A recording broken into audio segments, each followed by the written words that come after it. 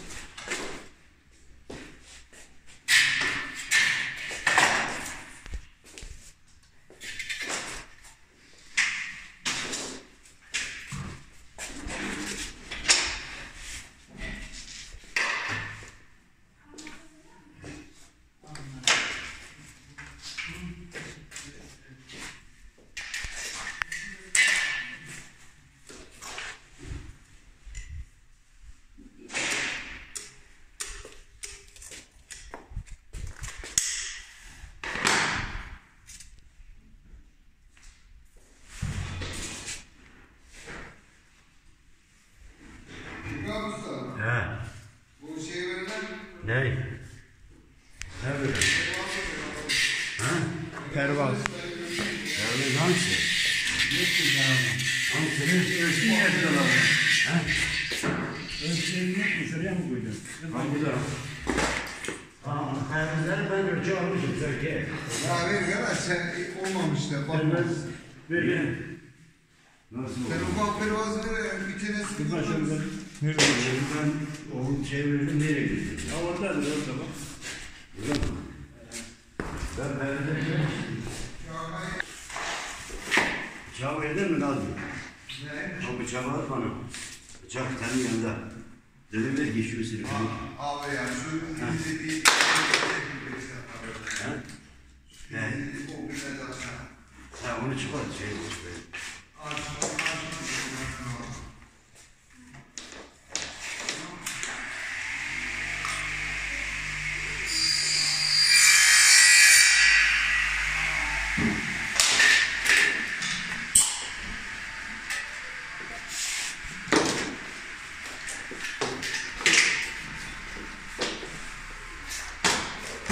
Her üzerine de bir şey koyun abi bir şey. Yapsın ya. Tuğla üstüne indir. Dışarıda mı? Zaten yanında abi. Ha şeyin içinde.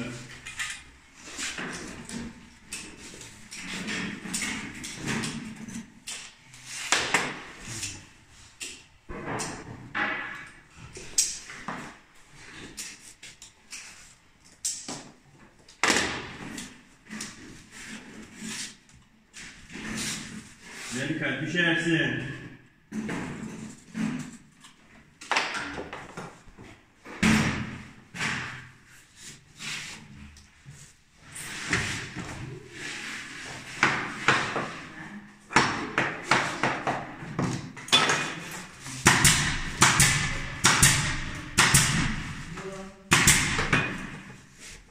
Buradan suyu ne ettiniz lan?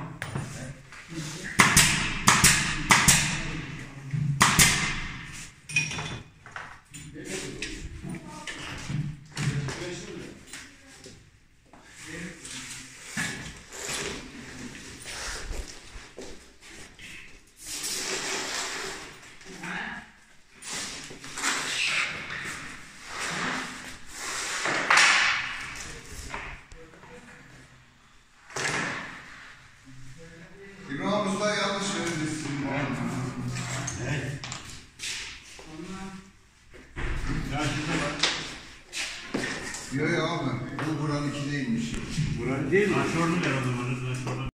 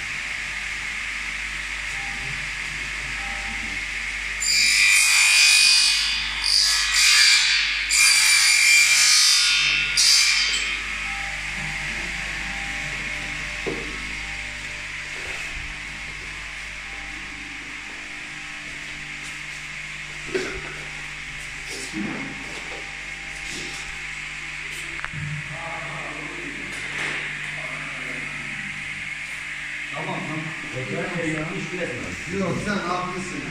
Ben yanlış etmem. Ha. Ben her gün gidiyor getirip yerlerine bırakmış haline.